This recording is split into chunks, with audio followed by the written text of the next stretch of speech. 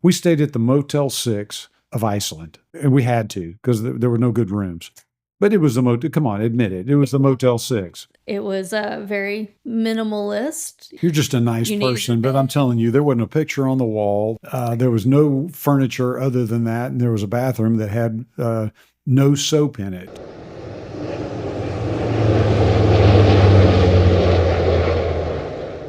All right, we got to do one of the coolest things ever. Honestly, this is one of the great privileges I have as a spouse, meaning to be able to fly with Deanna all over the world, go see cool things. And on this flight, we got to fly a King Air 360 from Fargo, North Dakota, to go all the way over to Saudi Arabia, and then airline up to the Czech Republic and bring a JetPROP back to the United States. And it was my distinct honor to share the cockpit with Deanna, or really for you to share the cockpit with me, is really what happened. It was really your cockpit on this one, wasn't it? Yeah, this time it was a combination of factors, scheduling, your medical situation, and whatnot. Yes, this trip was originally offered to me, and then turns out they needed a second pilot on board for insurance requirements and asked if you wanted to go along, and worked out great. Yeah, exactly. It's not infrequently that we get to share cockpits, mostly because we fight to share the cockpit. Most flights that we take are single pilot, but we go with two pilots especially if it's a difficult flight, or like we'll fly, like if Mark Slocum's flying a flight in a King Air and we know the weather's going to be rough or it's going to be a long duty day, we'll send another pilot. It just makes good sense to do so. But this was one where we needed an extra pilot, and I got my medical back just in time. Right. So it was like a beautiful thing. But yeah, we got to go to Fargo, North Dakota, and which is Fargo was in June, summertime Fargo. Lovely place to be. Yeah, it was nice. I think I've only been to Fargo once where there was not a blizzard occurring. I mean, really, every time I've left with the plane from Fargo or brought a plane back to Fargo, it has been during blizzard-like, freezing, can't feel your face kind of conditions. I mean, you bundle up, you try to get from wherever you're at into the next building or shelter as quickly as possible, and you don't really get to look around and enjoy Fargo. There's a company up there called WeatherMod, and that's who we're flying for. We get to fly the King Airs for WeatherMod, and great company in Fargo. I bet you I've done, I don't know, 10 or 15 King Air flights for them over the last decade or so. So good customer, good client, great, all the stuff. They got great equipment. I bet you 70 to 80% of those flights have been wintertime departures. Yes. And you can go across the north, you can go through the Arctic Circle. And it's warmer than Fargo, North Dakota. That's exactly right. Yes. Fargo can get cold. Let me just tell you, get windy and cold real quick. So anyway, it was a good trip. We got to start out in Fargo. Real good airplane, King Air 360 with 35 hours on it. Yeah. Brand spanking new. Brand spanking new. We're talking about auto throttle, all the throttles, because you got two engines. I guess is the best way to say that. Proline Fusion cockpit. Impeccable interior that most have been removed and had WeatherMod equipment installed in there, because basically WeatherMod they use this equipment to make it rain. Basically, they'll fly into a cloud that's not producing yet, and hopefully put some condensation nuclei into the cloud that'll allow it to grow more, and hopefully it'll grow to the level of free convection and turn into a rain cloud. Right. And that's what they're hoping for, and that's what their equipment does. So they can take this equipment to parts of the world where they really need rain, really want it to rain, and they might be able to create, under certain climatic conditions, that scenario. So we got to move this airplane over to Saudi Arabia, where they have an operation where they do that exact thing successfully. So it's kind of a cool deal. Taking off of Fargo, no big deal. It was easy to get the clearance. The airplane is one we've flown before. In terms of that type of airplane, we fly 350s all the time, 360s. This one had Proline Fusion though. A little bit of a challenge, but not terrible.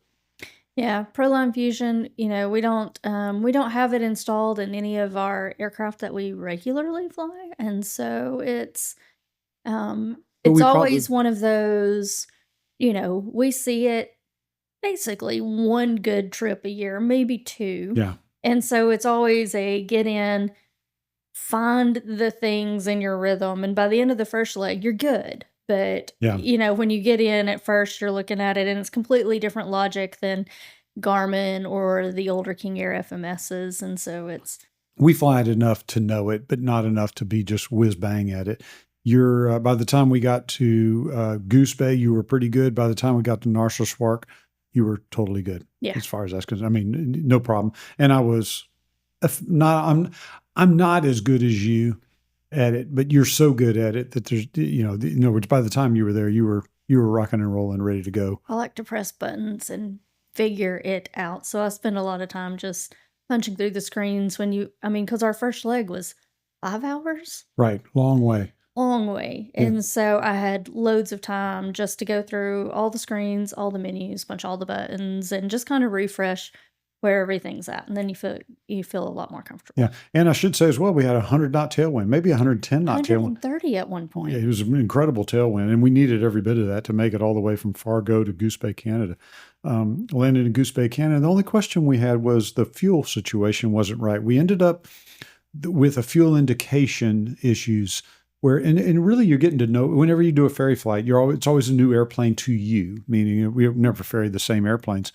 So this was a new airplane to us, but it literally a new airplane. You'd think the fuel gauges would work, but the fuel gauges were not showing us what we wanted. So now the question was, do we have the right fuel, a fuel indication problem, or do we have a fuel problem?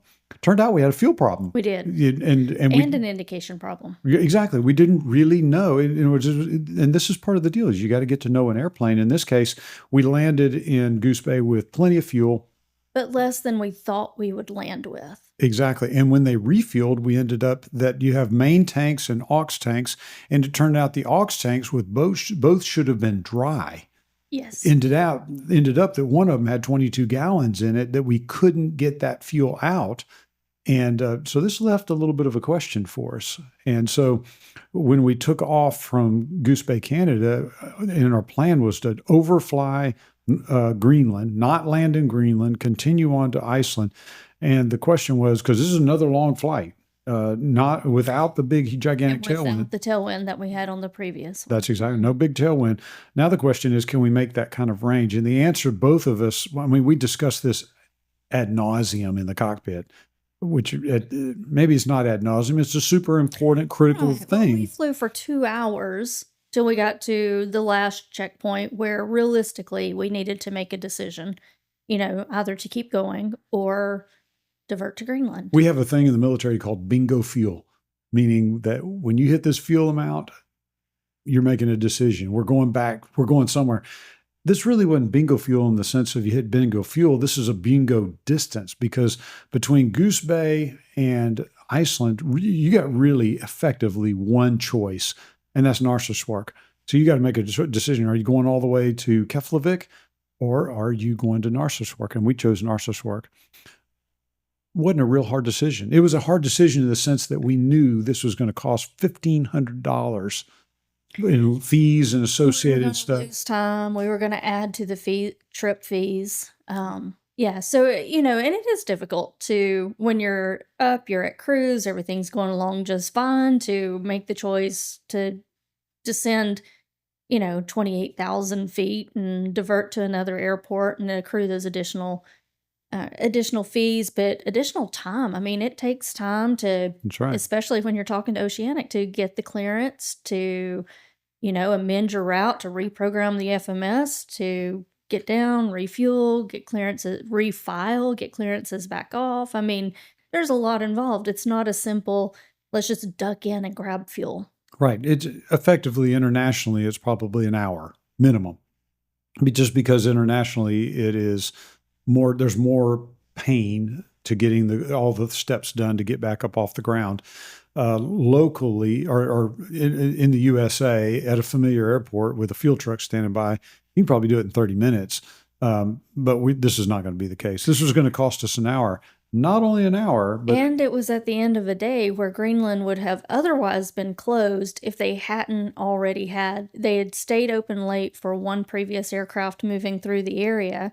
And when we diverted that direction, they were called and asked to stay open until we got there. Yeah, I was going to say as well, we were flying away from the sun, meaning we're going on an eastbound flight. Sun's going west. We're losing time through the day. We effectively landed in Greenland. I mean, it was 6 or 7 or 8 o'clock, something like that. And, the sun's up high in the sky because it's summertime. The sun doesn't hardly almost go down, it doesn't seem. But it did eventually go down. But anyway, the sun was fairly high up in the sky.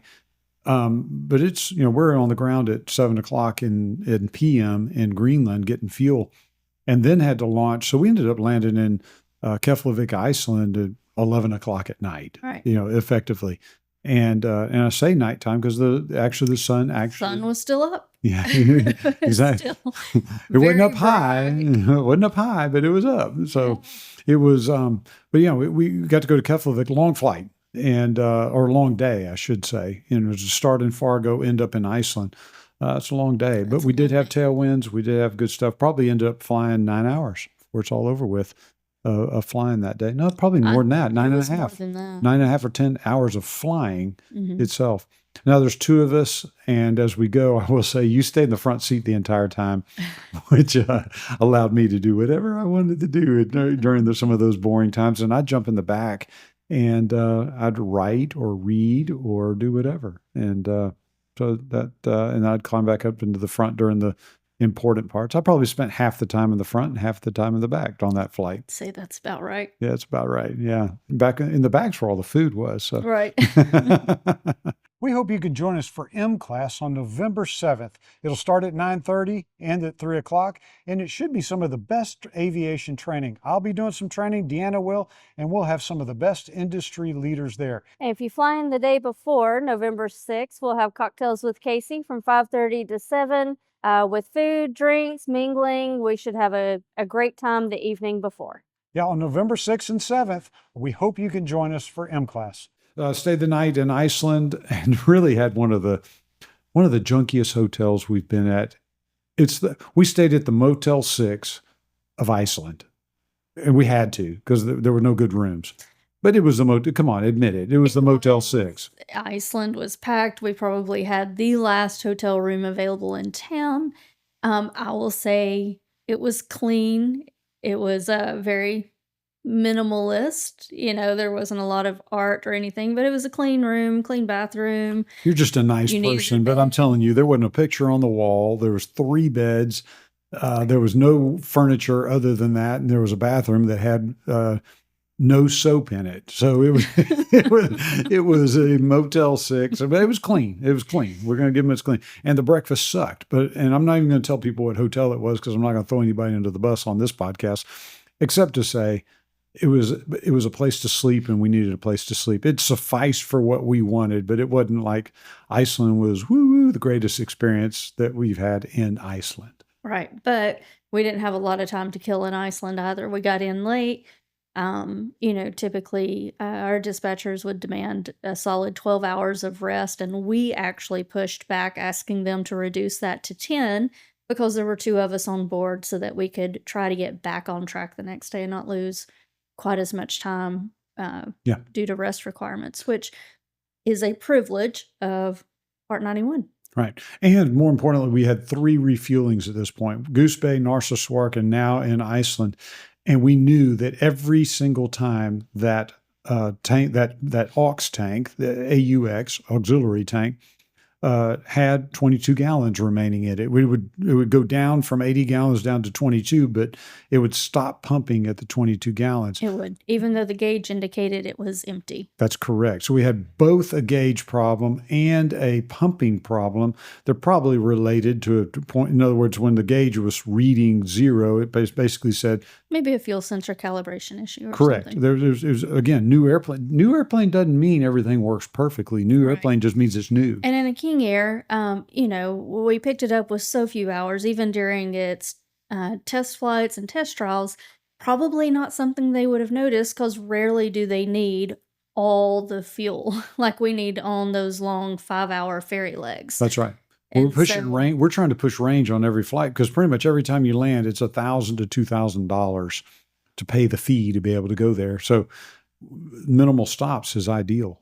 So we're pushing range every time. Now we've got 22 gallons effectively of unusable fuel. which is really closer to 50 gallons of unusable fuel. You've got to double that because if we get down, because you want equal balance on both sides. So, you can't, if you're planning on landing with 500 pounds of fuel, 250 a side, and one side is really only 125 of that, that's not safe. So you've got to factor in both sides being unusable. So we effectively lost 50 gallons on every leg. Which is a very big deal when we talk about the fuel burn in a King Air.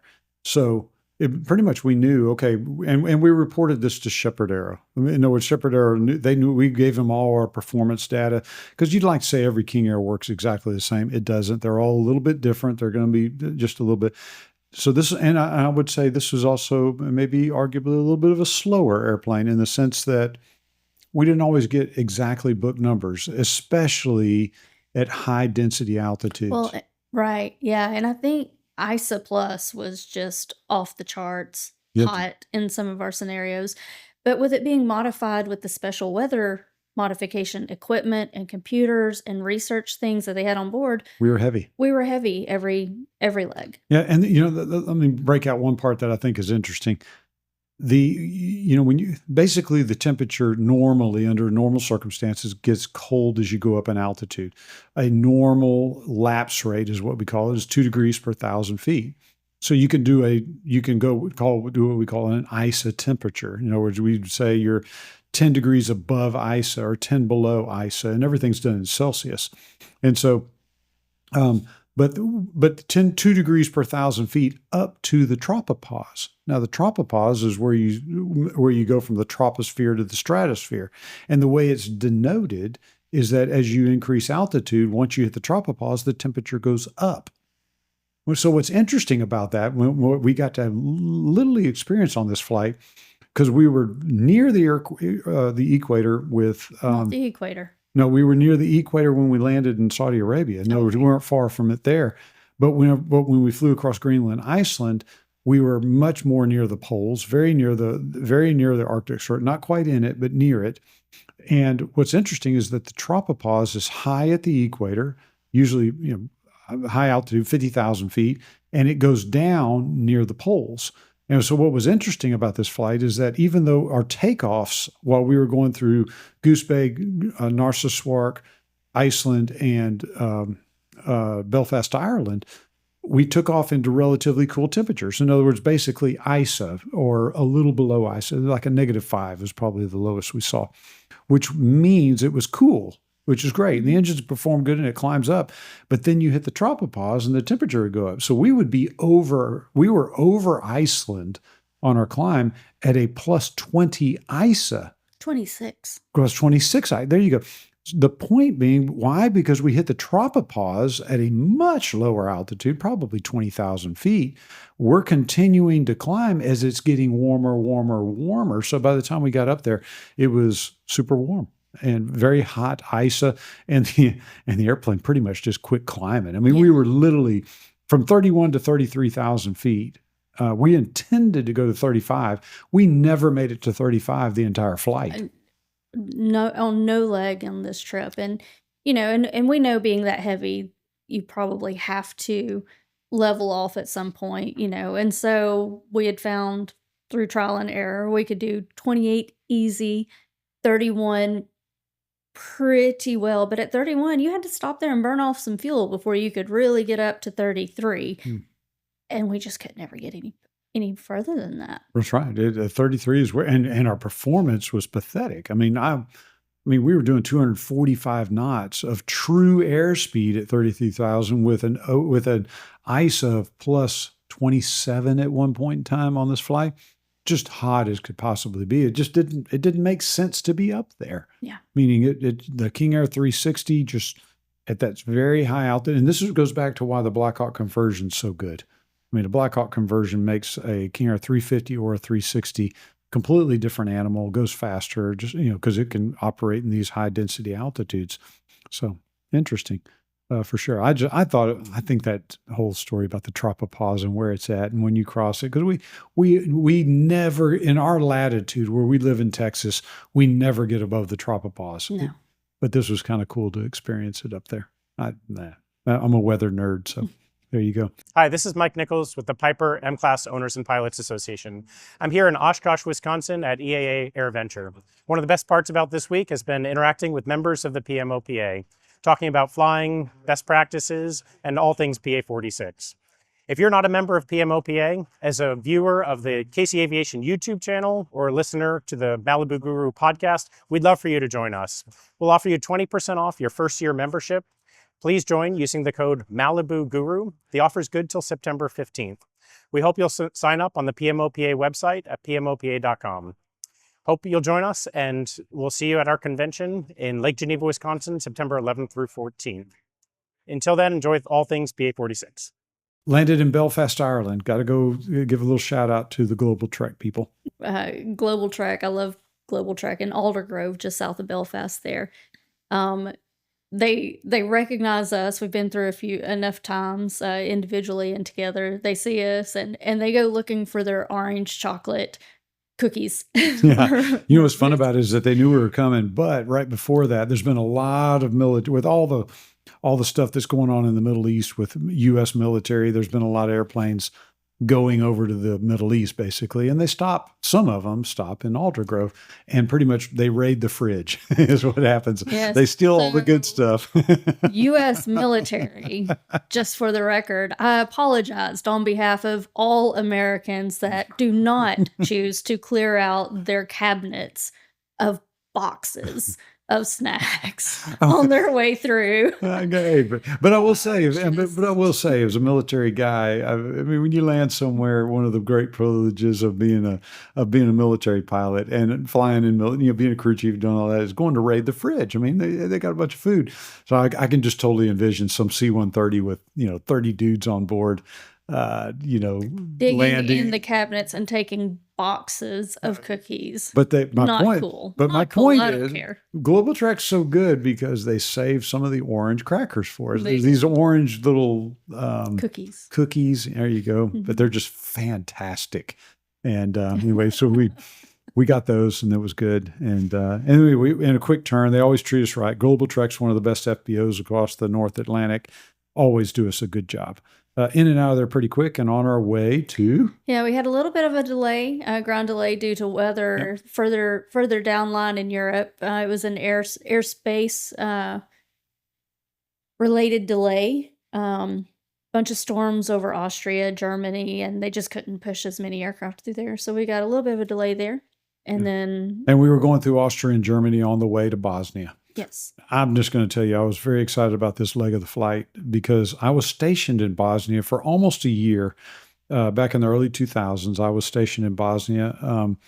It was so fun for me to go back to Bosnia. And this time we landed in Sarajevo just as the sun was going down, and I got to go, we went to a hotel, got to spend some time talking with the Bosnians. I had a great time there. Bosnia is doing real well. It was so interesting. It's 20 years later, but and when I was there in the early 2000s, most of the houses had bomb damage, had war damage of some sort. Roofs caved in, all kind of troubles. We didn't see hardly any of that now. They've been doing a lot of growth. Talked with a lot of the Bosnians as I was over there, and there's people that definitely remember the war. They remember what went on. They're very cautious and careful because they have memories of what happened. But it sure seems like Bosnians are doing pretty good right now. Yeah.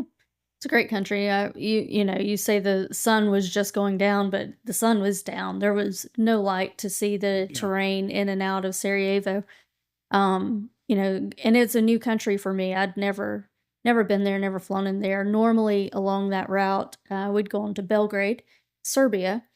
So I was excited about trying a new place, but you had warned me there were mountains everywhere, and going in the black of night, no real terrain features other than the synthetic vision available on the Fusion. Yeah. Mm-hmm.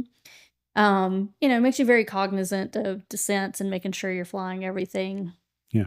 right on track. If you ever want to know what it's like to fly in Bosnia, go fly in West Virginia. Virtually the same. The mountains are about the same. Gorgeous, absolutely incredible. Just about the same latitude. But it's just West Virginia and Bosnia look very similar to me as I look at those two countries. Very, very beautiful countries. And I was there, very excited to go back there. One of the interesting things is that we flew right near, I say right near, there was just a lot of thunderstorms in the area. None of them were big, gigantic, monstrous ones, but they were the ones that topped out at 35 to 40,000 feet. We're cruising along at 33,000 feet. And we got some great video of because the sun was going down. It was right at ENT, early evening nautical twilight. Sun, was casting these beautiful colors up against the thunderstorms. But you could see the lightning popping off all in them. It was really, that was kind of a memorable event. Yeah.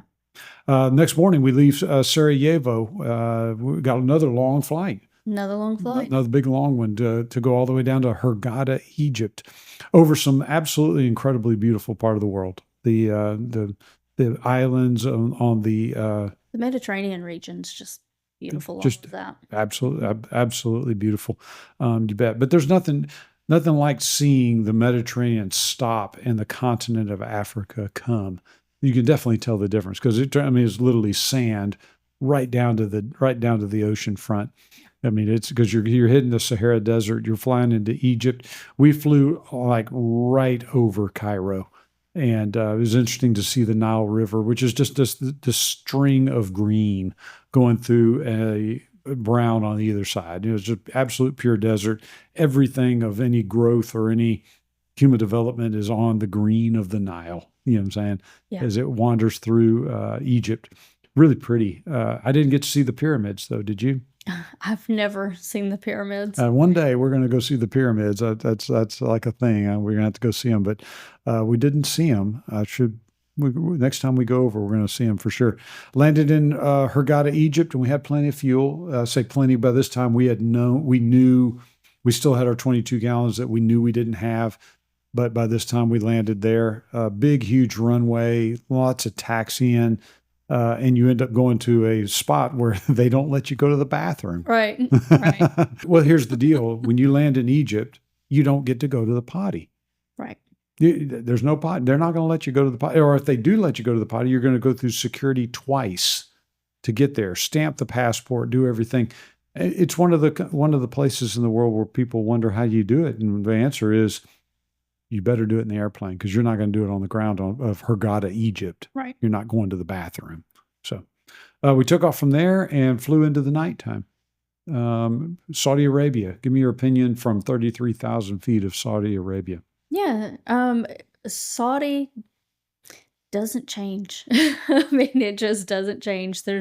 There's never clouds, which is interesting because we were literally delivering a cloud seeding aircraft to the Kingdom of Saudi Arabia. This was not owned by WeatherMod. This was owned by the Kingdom of Saudi Arabia and retrofitted by WeatherMod. And so, but I've never seen a cloud in the sky there. And so it was the normal desert atmosphere, very hazy.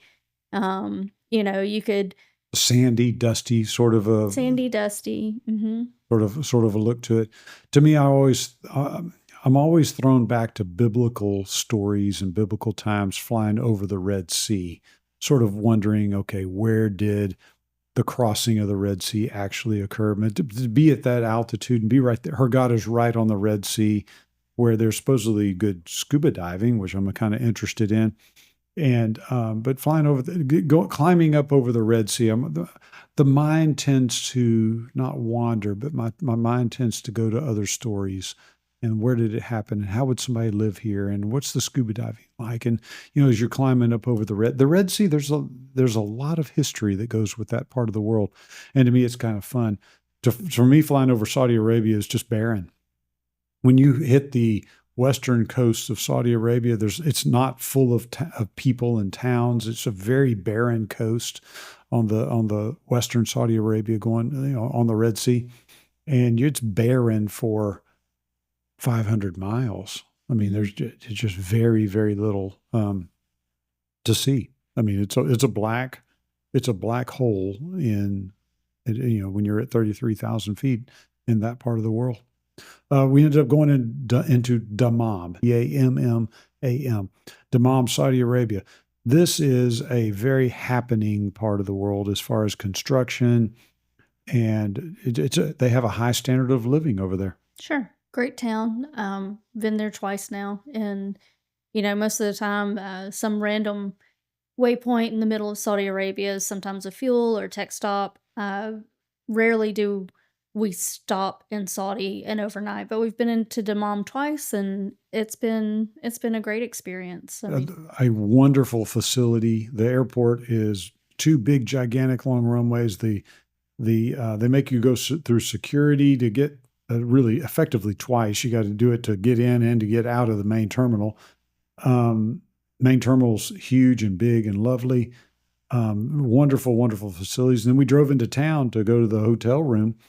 Amazing how much construction's happening in that part of the world. I'm telling you, Saudi Arabia, they are growing, meaning they are really doing a lot of construction. Everything from a big soccer complex right next to the hotel to just lots of apartment complexes. And we saw a shopping mall that, gosh, was huge, absolutely enormous, being built. There really is a lot going on there in that country. Yeah. Yeah. So we stayed the night, woke up pretty early, and we got to airline out of there. And the airline plan was to go to Prague, and that's what we ended up doing. We went to Prague, and airline there was a pretty long flight. We ended up with probably 6 hours of airlining to get from Saudi Arabia to Prague, the Czech Republic. And what we were going there, we have a client that has a JetPROP. That JetPROP needs to get to the United States. He does it annually. Every year he brings it to the United States and comes, and he has family and friends in the United States and uses his JetPROP in the United States, but didn't want to fly the airplane himself over, and for whatever reason. And so we got the opportunity to bring it over for him. And but we didn't actually bring it over. Well, I'm not at that part of the story yet. We sure did. So the deal was, we sure tried. Well, there you go. We sure tried. So anyway, we go into Prague. Your first impression of Prague? Coming in on the airline, it looked like a Western European country. I mean, lovely countryside, lots of buildings, clearly a metro, center. It was lovely coming in and viewing it from the airplane window. Yeah. I would say at this time we had some pretty hard decisions to make. And that was, do we scramble to get everything done that we needed to do to be able to fly out the next morning? Mm-hmm. Which was a Sunday. Correct. And have lots of troubles in terms of administrative items and logistics. In other words, to get all we had to do a lot of the work. But the bottom line is Shepard Aero was not doing the administrative portions of this flight. We were doing it on our own. And there was just a lot of work that needed to be done in terms of this. There's not only following the flight plans, but we were leaving the Czech Republic, which is an EU nation, going to Scotland, which is not an EU nation now. So now you've got customs associated with this. So there's forms and things that you have to fill out related to it. You had to arrange for slots in certain parts of the way across. Lots of work that you got to be able to do this. And we basically said, we don't think we can get all the work done that we need to do because we're just not familiar enough with that administrative work. And we were pretty tired. Definitely tired. And we're in a lovely city of Prague. And so we decided to stay the night. Now you got to see Prague from a little more in depth. Yeah. What's your better, more in-depth view of Prague? I loved Prague. It was great. We, walked 11 plus miles that day all over town, checked out Prague Castle and the astronomical clock and, parks and shops and ate well. And it was Prague is great. And Charles Bridge. Yep. And gobs of people, meaning it was the weather was lovely. And it was just amazing to me, the hubbub of the city. It seems like we were in a pretty the downtown area, I guess you'd call it. Although not downtown, there's not these big, gigantic, tall buildings because they're keeping this older flavor to the town. No skyscrapers. No skyscrapers anywhere. But I'm telling you, there was a lot of hubbub going on. Just people enjoying the day, moving about, doing stuff. It was just a city that just seemed like it was very alive and a lot going on. At all hours. At all hours. That's exactly right. Just a lot going on. I could go back to Prague and go hang out and be just fine. It was like a cool. Yeah, felt very clean, very safe. It was, I didn't have any trouble at any time we were walking around. And we were in a great hotel there, and our client that owns the JetPROP helped us arrange some of that and just made good decisions about where we went. He sent us to the right restaurants and the right hotels to get everything. So it was real lovely as far as that's concerned. The next day, which is a Monday morning, we climb into the JetPROP, and pretty much we decided some of the people that we met was at OK Aviation. Now, OK Aviation is in an airport to the south of Prague, and that is a Piper service center. It was so cool to be at a facility that, we never think of Piper service centers being overseas, but they are. Piper's got service centers throughout the Europe and other parts of the world. OK Aviation, very impressed. They're a Piper service center and a Pilatus service center, and very impressed with it. Super clean, treated us really, really well. Everybody there was just as friendly as they could possibly have been, and also advised us of our error in our ways. We needed to leave a customs airport to be able to go to Scotland. And so the airport we were at was not a custom airport. So we ended up having to go to Prague. Tell you what, let's tell this how it actually happened. We filed our flight plan and the police guy called on us. So we are literally minutes from stepping into this aircraft. We would have already been gone had we not stopped to tour the facility and poke around their maintenance facility and see what was going on. And as we're standing there discussing whether we need the additional stop to clear customs, in marches the local police. 3 of them. Yeah, pretty much they were saying, you filed a flight plan that you shouldn't have filed, which made it look like you were trying to skirt the rules. And if you were trying to smuggle a bunch of stuff out of here, this is how somebody would smuggle it. And so we're going to show up and see what this looks like. No one put us in handcuffs. No one did any of that. But I think we did. I think it was an incident, according to their books, as far as that's concerned. But again, you go back to this, and I'm going to say, I'm probably going to say it 3 times. This is why you have shepherd error. Absolutely. 100%. They know all the steps. I've never had a misstep on one of their flights. They've never not filed the proper overflight permits and landing slots, and, all the things are just done. And we have the luxury of just climbing in the plane and flying it, which is what we do best. Yeah. The paperwork side of this, not what we do best at this point. So we ended up flying to Prague. We went through that customs, which is very easy, nothing to it except you had to go do it.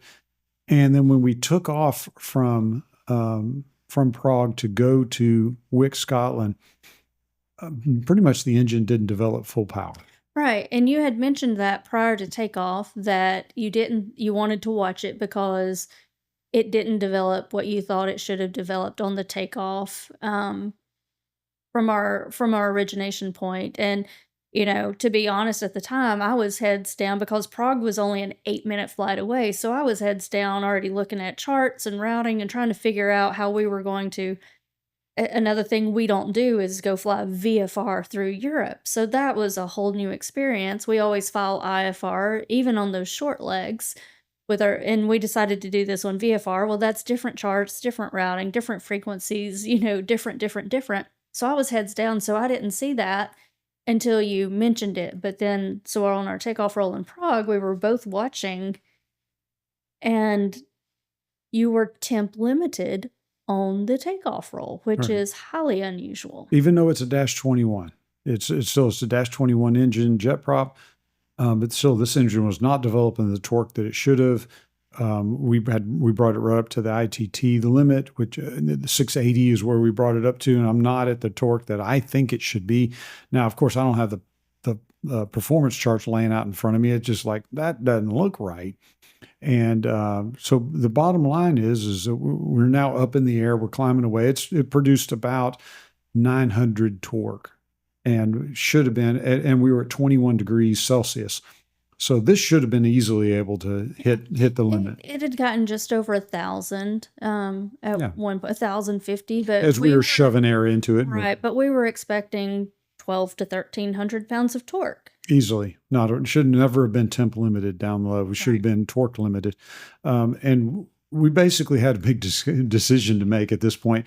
And, one of these things, and I want to harp on this, we thought to ourselves, okay, where do we want?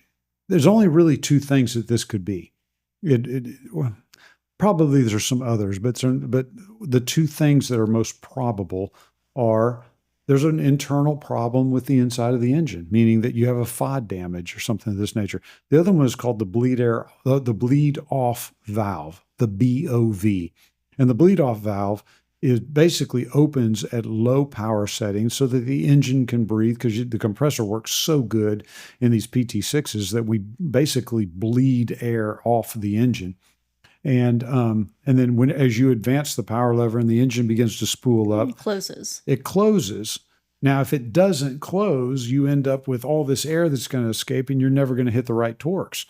And hopefully that's what it was. But we got a flight to Wick, Scotland, and the question for us is it a bleed-off valve, which is probably a $2,000 problem and an easy fix, or is it the engine was FODed out at some point in its past, and you don't want to find that out over the North Atlantic. Right. And so, but here's my point that I'm going to make here is that I think a lot of times when we talk about risk, you don't want to have that over the North Atlantic, but you don't want to have that over anywhere. Right. I mean, if your engine is not producing the power it should, there's a problem. Right. It is telling you something's not right, and that something is unlikely to correct itself. It can only get worse from there. I've had some pilots in the past that say, well, they'll say it's kind of a risky flight. There's thunderstorms or weather or whatever the case is. And they'll say, well, it's just me on board. I don't have my family. And it's like an illogical thought or it's illogical to think, well, it's just me. Well, if you crash the airplane and you die, is that better? It's no better than you're with your family on board. You know what I'm saying? Somebody, it's an unacceptable thing. So, but there is a thing that we were thinking, which is, hey, we're going over the North Atlantic. We don't want to do that with a questionable airplane. Is this internal damage inside the engine, or is this a bleed off valve? But the point is that if anybody's listened to this, that one of the points that I want to make is that if your engine's not running right, get it fixed. It's not whether you're over the North Atlantic or over the land. Right. And to be fair, we climbed up to 10,000 feet as we're debating this, continuing on course, because the engine was running smooth. Everything otherwise looked good. Temperatures other than the ITT were good. It was and we had to stop and think, are we actually seeing a problem here? We don't know this airplane. Right. And had to talk through what we knew without those performance charts out in front of us, this thing should be doing and how it should be acting, and had to rely on our personal experience flying these aircraft to make that determination. That's right. And turn around. And really, that's what it came down to, is that we've flown the airplane a -21 JetPROP enough that we know the numbers, we know what it ought to do, we know that this is just not right. Even though we have no lights on the panel, even though we have no bells and whistles going off, still, this engine is not doing what it's supposed to do. We made the decision, had perfect VFR weather, and we made the decision. We diverted back to the airport where OK Aviation was, and landed the airplane. And then what basically ensued was a 2-day event to try to figure out what in the world is going on here. Right. At the end of the whole thing, at the end of all the analysis, it was the bleed-off valve. I was 99% sure it was the bleed-off valve. I even said, you ought to go directly to the bleed-off valve, but you can't it's not, OK Aviation did a good job of working through what needed to occur as far as looking at the airplane and the timelines, fitting it into their schedule and going through the normal channels. But at the end of the day, it was the bleed off valve. Yeah. And the bleed off valve just simply had a kink in the rubber part of it that held that valve open. And so that we weren't developing. It's a good thing we stopped. The bottom line is that we were not going to be in a dangerous situation like the engine's going to die, but we're going to be in a place where the engine's not going to perform anywhere. Not just a kink, it had holes in it. Correct. It had holes in its membrane, which Correct. would prevent it from closing off no matter what. It was always going to be leaking air. It was 100% of the time. Was good. So we're going to have a high fuel burn and a very low performance. It would have been a terrible thing to go across the North Atlantic. None of your performance charts would have been right. Especially westbound, where we were already going to be slower and needing all of our performance. I will tell you, when and effectively, I think this, because I'm sitting in the left front seat at this point, I'm the pilot in command, and I'm making the call on this thing.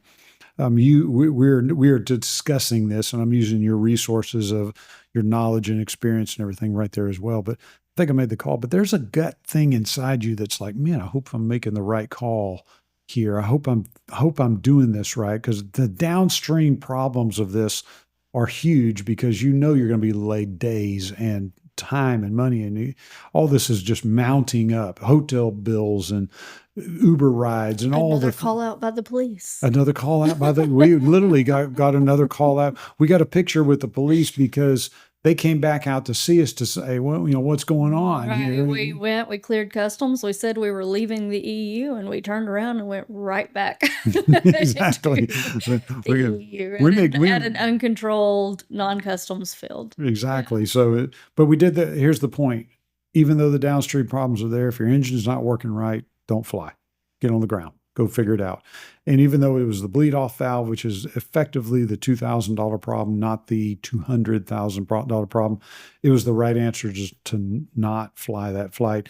At the end of the day, we ended up going to the hotel, which the hotel was fabulous. It was basically an old castle. Yeah. And we stayed in the castled room and lovely grounds and a great little restaurant. We got to spend some good downtime there, which was just lovely. And it was just a lovely experience as far as that's concerned. We basically stayed an entire another day, and then at the end of that day said, we can't stay. Right. Well, just like your bingo fuel, we had basically a bingo time. We had to be airborne and on our way to Wick, Scotland by this time, or there was no way we were going to get that plane back in time to meet other obligations we had on our calendar. Basically, we got a full calendar with people that are expecting us, right, and we just couldn't stay another couple of days. So the end state is somebody's going to go back and get that JetPROP. It's not going to be me. It's not going to be you, but hopefully some ferry pilot will do it. And they're going to fall upon a really good airplane, because this airplane was super, great airplane. Just a lovely airplane as far as that's concerned. But the bottom line is we got to fly airline back.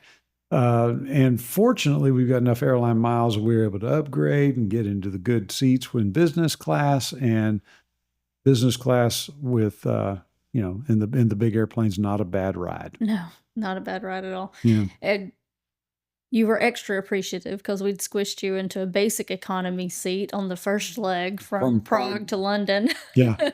Let me tell you, it was so tight. I mean, there's economy, and there's I can't believe how tight. I mean, it's just so tight. For a 6'4" guy like me to fit in this, I mean, it was just really, I'm so happy to have business class. And that's the other one I was going to talk about, Shepherd Aero, is that every time we fly with Shepherd Aero, we fly business class because it's the right answer. I mean, we flew back, and we still felt good yesterday whenever we got back. I haven't had jet lag in a horrible way, and we've been okay. We're back home. Absolutely. Would you do it again? Sure. Yeah, not a problem at all. Would you go back and get the JetPROP if you had time? If I had time, probably. Probably would. Well, if someone else wants to do all the paperwork for me this time. Yeah, exactly. We're going to let Shepherd Aero do it. The bottom line, if there's anything I learned on this flight, like the highlights are, Shepherd Aero is absolutely the best in the business when it comes to managing flights. Don't go anywhere without them.